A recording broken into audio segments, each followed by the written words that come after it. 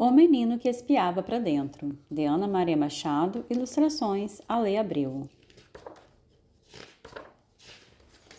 Lucas é um menino que presta muita atenção em tudo.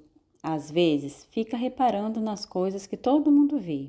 As formigas em fila, as gotas de chuva escorrendo na vidraça, os desenhos no rótulo do vidro de geleia. Mas outras vezes, ele fica tão distraído olhando para algumas coisas que não repara nem responde quando falam com ele. Nessas horas, a avó do Lucas costuma dizer: ele está espiando para dentro. E está mesmo. Às vezes, ele espia para dentro como todo mundo, de noite, dormindo, sonhando. E nesse caso, também como todo mundo, vê coisas que mais ninguém está vendo.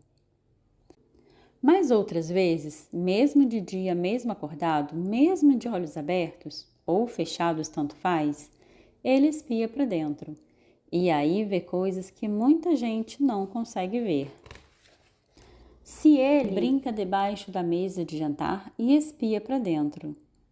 Passa a morar numa cabana no meio da floresta, por entre cipós pendurados, cercado de árvores e animais selvagens, ouvindo o canto dos passarinhos. Se ele senta na rede da varanda, encolhe as pernas, balança um pouco e espia para dentro. Está enfrentando as ondas do mar agitado, em um veleiro que sobe e desce vencendo a tempestade, chegando a ilhas desertas ou lutando contra piratas em abordagens perigosíssimas e cheias de emoção. Se ele vai para a cama dos pais numa manhã de domingo, se mete de cabeça por baixo das cobertas enquanto eles leem o jornal e espia para dentro. Mergulha até o fundo do mar, explorando grutas, nadando entre peixes e algas, procurando tesouros.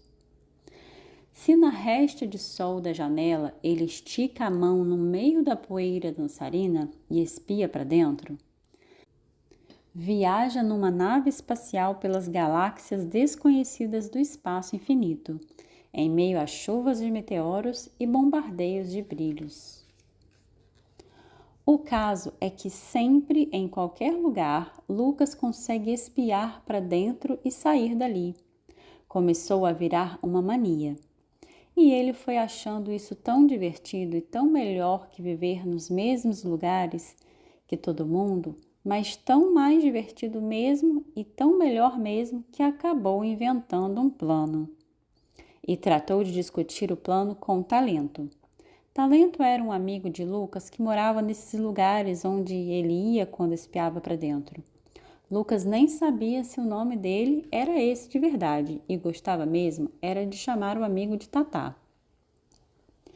Era o companheiro de todas as aventuras e explorações. No começo nem tinha nome. Mas como ele sempre vinha com calma, sem pressa, e Lucas queria que ele andasse mais rápido, reclamava: Talento, Talento! O amigo achava graça e continuava, devagar e sempre. Um dia achou graça no nome e corrigiu: Talento não, tamanco. E Lucas ficou sem saber o que era.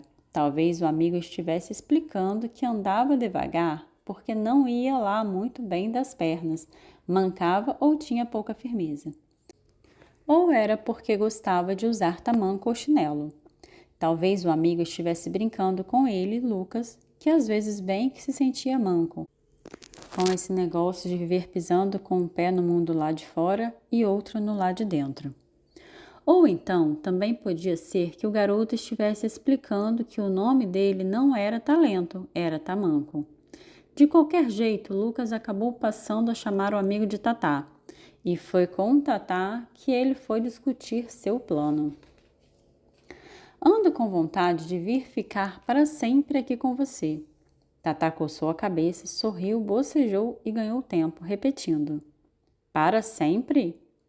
Lucas logo confirmou: Para sempre, feliz para sempre, que nem nas histórias. Aqui é que eu faço tudo o que eu quero. Tatá respirou fundo, abriu a boca como se fosse falar, depois só suspirou. Lucas insistiu: Vamos, desembucha, cara. Que é que você acha? Pelo tempo que Tatá levou para responder, parecia que estava era procurando e ainda não tinha achado nada. Mas finalmente disse: eu acho que para sempre é demais. Lucas acabou concordando. Passar o resto da vida espiando para dentro pode não ser uma boa. Mas eu podia fazer isso, digamos, durante uns 100 anos.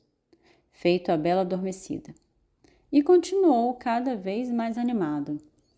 Isso mesmo, acho que é o melhor jeito. Assim o pessoal todo também fica dormindo lá fora, na minha casa, na escola, no mundo, em todo canto. Eu não perco nada do que está acontecendo lá, porque não vai acontecer nada mesmo. Enquanto isso, eu espio para dentro e venho para cá. Tatá não respondeu logo. Como nesse dia eles tinham ido para um bosque cheio de fadas, elfos, duendes e gnomos, ele se distraía observando a atividade de todas essas criaturinhas. Quem estivesse olhando para fora só veria um menino contemplando abelhas, borboletas, lavadeiras e outros insetos pelo meio das flores, mas, espiando para dentro, havia 2 amigos e uma quantidade enorme de seres miúdos e diferentes escorregando em cogumelos, morando entre raízes, se pendurando em balanços de teia de aranha, viajando em favas ou brincando em casca de nozes. Tudo muito longe daqui. Coisas de livro de história ou de desenho animado. Finalmente, na sua calma de sempre, Tatá observou. Vai ser meio difícil, meu irmão. Na sua casa não tem roca, para você poder espetar o dedo num fuso e dormir 100 anos. Lucas teve que concordar que não ia ser fácil. Até que descobriu. Mas tem geladeira. Geladeira? E na geladeira tem maçã. Tatá continuava lento para entender. E o que é que a maçã tem a ver com a roca e o fuso? É que, já que eu não posso ser o belo adormecido, vou ser o branco de neve. Queimado de sol desse jeito vai ser o moreno da praia. Você não prefere ser o mouro torto? Ou então a gente dá um jeito de transformar você num príncipe sapo. Até que desta vez Tatá estava se animando depressa, mas Lucas cortou a conversa. Mouro torto e príncipe sapo não ficam espiando para dentro. Não, nada disso. Eu vou comer uma maçã, engasgar com ela, dormir muito tempo e ficar anos e anos espiando para dentro, até que alguém me dê um beijo e quebre o encanto. Mesmo lento, Tatá não podia deixar passar essa oportunidade para uma gozação. Vai ficar esperando um príncipe, ô cara? Mas Lucas não estava disposto a esperar nada. Nem príncipe, nem o fim da conversa. Achou melhor voltar ao mundo lá fora.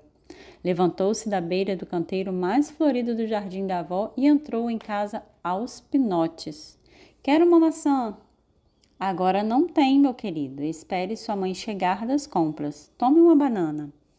A avó banana? Onde já se viu? Que coisa mais sem graça. Você alguma vez já ouviu contar que uma pobre velhinha chegou numa casinha escondida no meio da floresta, bateu na porta e começou a oferecer banana? E diante da cara de espanto da avó concluiu: tem que ser maçã. Pois então espere. Dessa vez ele teve mesmo que esperar. Como as compras só chegavam quando ele estava no colégio, ainda teve que esperar a volta, o jantar e a hora da sobremesa. Quase não aguentava mais. Aí também resolveu que o melhor era deixar para engasgar com a maçã na hora de deitar, quando estivesse sozinho.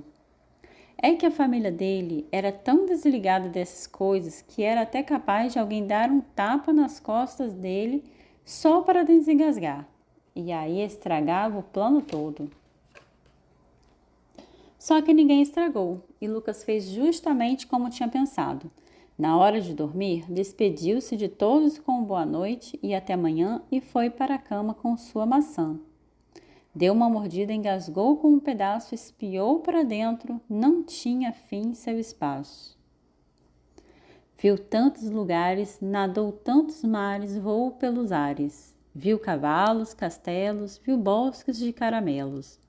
Viu piratas e palhaços, viu vaqueiros e viu laços. Viu automóveis, leões, viu parque de diversões, viu carrossel de dragões. Depois andou sobre as ondas, mergulhou fundo na terra, morou em conchas redondas, brotou no alto da serra.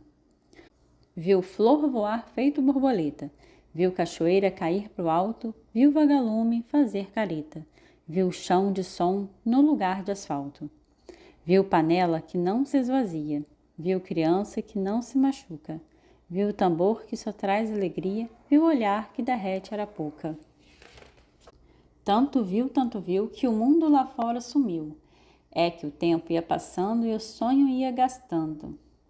Tantas horas, tantos dias, tantas semanas, tantos meses, tantos anos, as coisas de lá fora iam acabando, apagando, indo embora. Sem nada novo para olhar, ficava difícil lembrar, cada vez mais trabalhoso, mais duro. Como se existisse um muro, até que ficou o sol escuro. Não dava para espiar mais, para ver nada, nem na frente nem atrás. Só aquele breu profundo, ele de um lado. Do outro, o mundo. De repente, um beijo, um abraço, os olhos se abrindo. A luz brilhando no espaço. Você é uma princesa? A mãe riu. Ainda está dormindo, meu filho. Ande, acorde que está na hora de ir para a aula. Chega de tanto sonhar. E Lucas foi reconhecendo as paredes, os quadros, a cortina, os móveis de seu quarto. E um resto de maçã caído do lado do travesseiro. Junto dele, sorrindo, sua mãe sentada anunciando.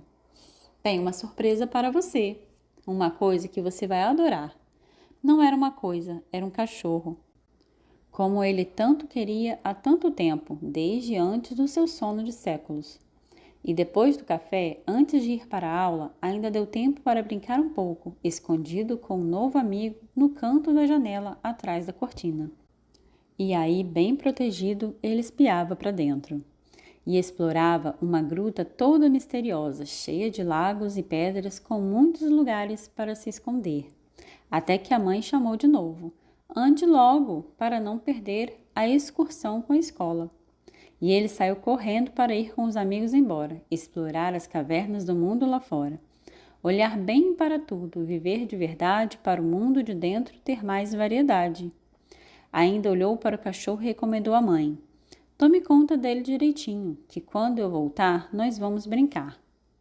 E como é que ele vai se chamar? E Lucas, sem hesitar, deixou a mãe espantada, até hoje sem entender nada. Tá lento ou tá manco, mas pode chamar de Tatá. Fim.